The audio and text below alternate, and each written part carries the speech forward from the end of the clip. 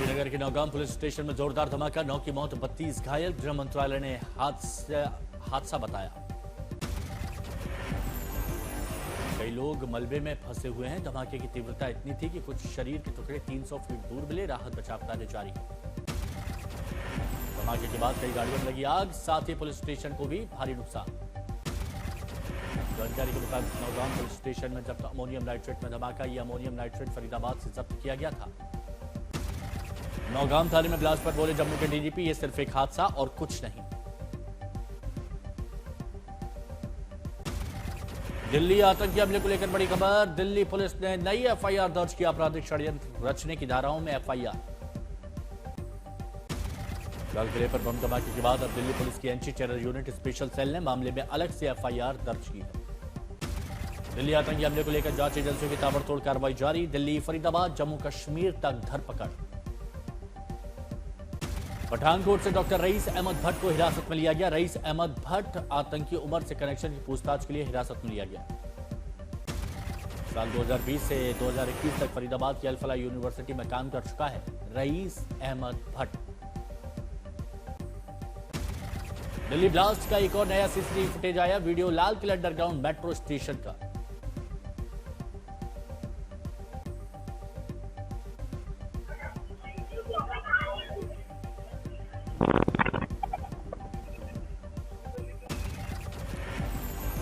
नवंबर को जोरदार धमाके के बाद करीब 40 फीट नीचे स्टेशन हिलता हुआ दिखा था। धमाके की तीव्रता इतनी थी कि खाने की दुकान का काउंटर तक हिल गया। धमाके के बाद लोग घबरा कर इधर उधर भागते हुए दिख रहे हैं। कुछ सेकंड में ही स्टेशन पर अफरा तफरी मची।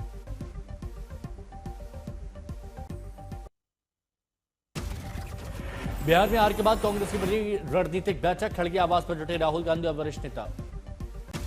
कांग्रेस में मंथन शुरू। खड़गे के घर पर राहुल गांधी, वेणुगोपाल और अजय माकन की मौजूदगी। बिहार विधानसभा चुनाव की हार के बाद पहला समीक्षा सत्र। शीर्ष नेतृत्व खड़गे आवास पर एकजुट। जीत के बाद सीएम नीतीश कुमार के घर के सामने लगे पोस्टर लिखा, टाइगर अभी जिंदा है।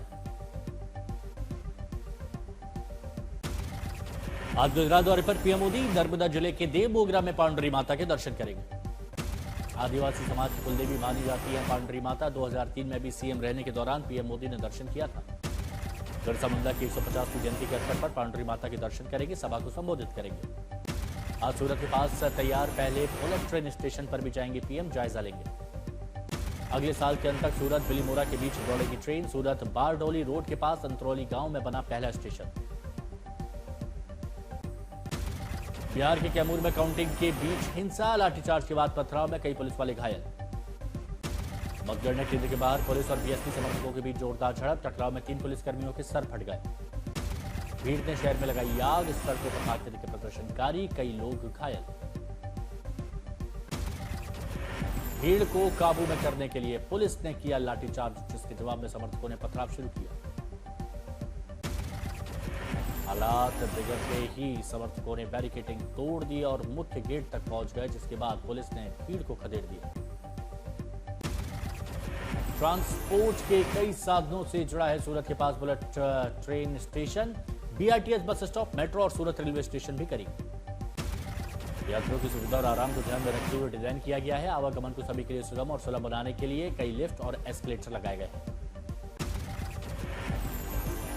तो PM Modi Mumbai Ahmedabad high speed rail corridor का प्रगति का जायजा लिया।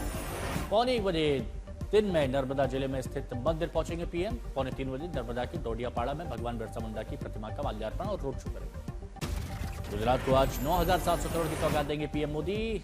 जन मन योजना के तहत 1 लाख घरों के लिए गृह प्रवेश समारोह में होंगे शामिल।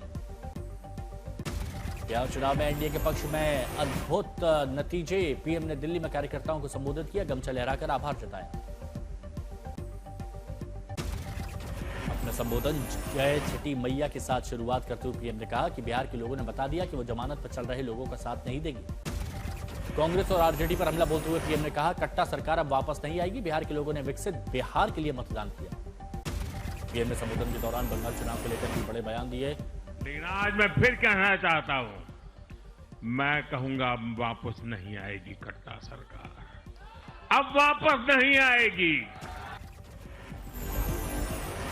पीएम ने संबोधन के दौरान बंगाल चुनाव को लेकर भी बड़ा बयान दिया। बोले बिहार ने बंगाल में बीजेपी की विजय का रास्ता बना दिया, बंगाल से भी जंगल राज उखाड़ फेंकेंगे। कांग्रेस पर हमला बोलते हुए पीएम मोदी ने कहा, कांग्रेस अब मुस्लिम लीग माओवादी कांग्रेस यानी एमएमसी बन गई है, आगे चलकर कांग्रेस का एक और बड़ा विभाजन हो सकता है।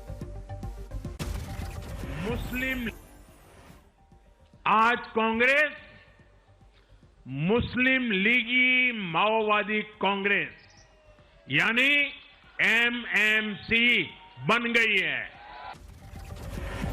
बीजेपी ने 16 नवंबर को बड़े जश्न की तैयारी की। बिहार के सभी जिला मुख्यालयों पर बीजेपी विजय का जश्न मनाएगी। पटना बिहार विधानसभा चुनाव में एनडीए गठबंधन की ऐतिहासिक सुनामी जीत के बाद बिहार के सीएम नीतीश कुमार की आवाज की सुरक्षा बढ़ाई गई। नागपुर में तेजस्वी चुनाव जीते, 14,532 वोट से बीजेपी उम्मीदवार सतीश कुमार को हराया। अमित शाह ने बिहार में एनडीए की बंपर जीत पर प्रतिक्रिया देते हुए कहा, यह जनादेश विकसित बिहार के संकल्प के लिए। विपक्ष पर बरसते हुए शाह ने कहा, वोट बैंक के लिए घुसपैठियों को बचाने वालों को जनता ने जवाब दिया। एसआईआर को लेकर भी विपक्ष पर शाह ने जमकर बोला हमला, कहा जनता ने बता दिया एसआईआर अनिवार्य है। बिहार में एनडीए को मिले प्रचंड बहुमत का राजनाथ सिंह ने इसे देश के चुनावी इतिहास में सुनहरा अध्याय बताया। जेपी नड्डा ने एनडीए को मिली बंपर जीत बिहार की जनता का आभार जताया। राजीव रंजन उर्फ ललन सिंह का बड़ा बयान आया, कहा नीतीश कुमार एक शेर हैं, जनता ने विकास पर और अगले 5 साल में इसे बढ़ाने पर मोहर लगाई। कांग्रेस नेता पवन खेड़ा के बयान पर बीजेपी नेता राजीव प्रताप रूडी का पलटवार, कहा हारने के बाद आरोप लगाना कांग्रेस पार्टी की हताशा को दिखाता है। चिराग पासवान ने बिहार विधानसभा चुनाव के नतीजे पर कहा, जनता ने स्पष्ट संदेश दिया कि राज्य विकास की राह पर आगे बढ़ना चाहता है। विपक्ष पर हमला बोलते हुए चिराग ने कहा, महागठबंधन का अहंकार ले डूबा, राहुल गांधी कांग्रेस और उनका गठबंधन बिहार के संस्कारों को भूला है। आगामी विधानसभा की तैयारी के जवाब में चिराग पासवान ने कहा, पहले हमारा लक्ष्य 2029 में पीएम मोदी को दोबारा पीएम बनाना है। बिहार में महागठबंधन की हार पर अखिलेश यादव का बड़ा बयान, कहा एसआईआर ने जो खेल बिहार में खेला अब अन्य राज्यों में नहीं हो पाएगा, क्योंकि चुनावी साजिश का भंडाफोड़ हो चुका है। बीजेपी पर हमला बोलते हुए अखिलेश यादव ने लिखा, सीसीटीवी की तरह हमारा पीपीटीवी मतलब पीडीए प्रहरी चौकन्ना रहकर भाजपाई मंसूबों को नाकाम करेगा, बीजेपी दल नहीं छल है। बिहार चुनाव में एनडीए की जीत पर बीजेपी प्रवक्ता राधिका खेड़ा का बड़ा बयान, बोली नीतियां तो हर कोई बनाता है, लेकिन नीतियों को लागू करने की नीयत होनी चाहिए। छपरा सीट हारने के बाद किसानी लाल यादव का भावुक पोस्ट लिखा, शिव मंगल सिंह सुमन की कविता शेयर करते हुए, जनता के लिए मेरा हमेशा काम करता रहूंगा। बिहार चुनाव नतीजों पर प्रशांत किशोर की टीसी 16 नवंबर को प्रेस वार्ता करेंगे। बिहार में एनडीए की जीत के बाद महाराष्ट्र कार्यालय में जीत का जश्न। मुंबई और महाराष्ट्र में होने वाले बीएमसी चुनाव पर भी कहा, बिहार तो अभी बाकी है, मुंबई महाराष्ट्र बाकी है। बिहार में एनडीए की ऐतिहासिक जीत पर महाराष्ट्र के सीएम देवेंद्र फडणवीस ने कहा, बिहार के मन में मोदी जी हैं और मोदी के मन में बिहार। एकनाथ शिंदे ने कहा, एनडीए की जीत का श्रेय जनता को जाता है और महागठबंधन की करारी शिकस्त पर तंज कसते हुए कहा, लोग जंगलराज नहीं चाहते। बिहार में विपक्षी हार के बाद शिवसेना यूबी के सांसद अरविंद सावंत ने ईवीएम को लेकर उठाए सवाल, कहा एक दिन में क्या हुआ कि ईवीएम ने पलटी मारी। बिहार में एनडीए की जीत से बौखलाई कांग्रेस, हार के बाद रॉबर्ट वाड्रा का बड़ा बयान, इलेक्शन कमीशन से अब लोगों का भरोसा उठ गया। पंडित धीरेन्द्र कृष्ण शास्त्री की सनातन एकता यात्रा का 9वां दिन पूरे उत्साह के साथ यात्रा जारी है। आज वृंदावन के गरुड़ गोविंद मंदिर पहुंचेगी सनातन एकता पदयात्रा, वहीं हो सकता है रात्रि विश्राम। धीरेन्द्र शास्त्री की एकता यात्रा में शामिल हुई शिल्पा शेट्टी और राजपाल यादव। धीरेन्द्र शास्त्री ने किसानों को समर्पित किया यात्रा का 8वां दिन, ब्रज क्षेत्र के धार्मिक विकास के साथ किसानों के उत्थान पर भी जोर। सेहत पूरी तरह ठीक नहीं होने के बावजूद धीरेन्द्र कृष्ण शास्त्री ने जारी रखी है यात्रा। मौसम और थकान की वजह से बुखार भी है और गला भी खराब।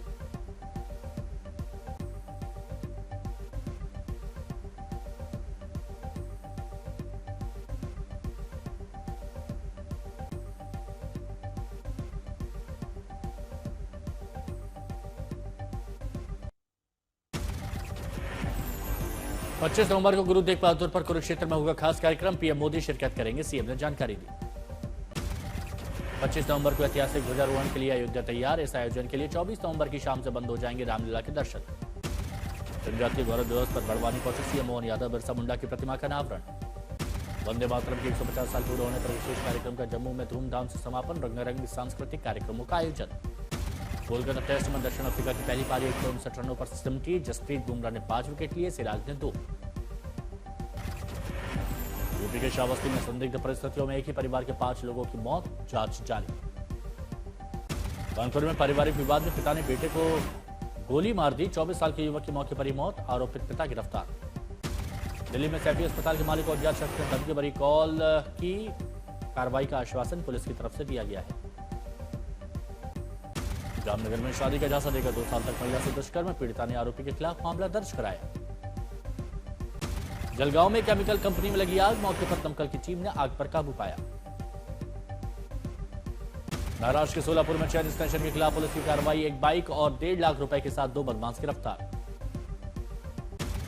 जालना में सड़क के बीचों बीच खड़ी खराब पिकअप वैन से टकराई बाइक और ट्रक, घटना में 3 गंभीर। जालना में देवर ने भाभी के साथ मिलकर भाई की हत्या की, दोनों का था अवैध संबंध, आरोपित गिरफ्तार। ग्वालियर में ऑनलाइन गेम के कर्ज में डूबे 2 छात्र, कोचिंग में पढ़ने वाली छात्रा के घर से उड़ाए 5,60,000 रुपए, पुलिस ने आरोपियों को गिरफ्तार किया। टी20 टेस्ट में भारत की सदी शुरुआत, 1 विकेट पर 61 रन। साउथ अफ्रीका 159 पर ढेर, बुमराह की पंच मारक स्पेल ने पलटा मैच का रुख। 98 रन पीछे भारत, मगर क्रीज पर टिके राहुल और सुंदर। कोलकाता टेस्ट रोमांचक मोड पर। 14 साल के वैभव सूर्यवंशी का धमाका, 32 गेंदों में शतक, 144 रन मारे। इमर्जिंग एशिया कप में इंडिया की 148 रन से बड़ी जीत, वैभव सूर्यवंशी की तूफानी बल्लेबाजी से 297 का विशाल स्कोर दिया था।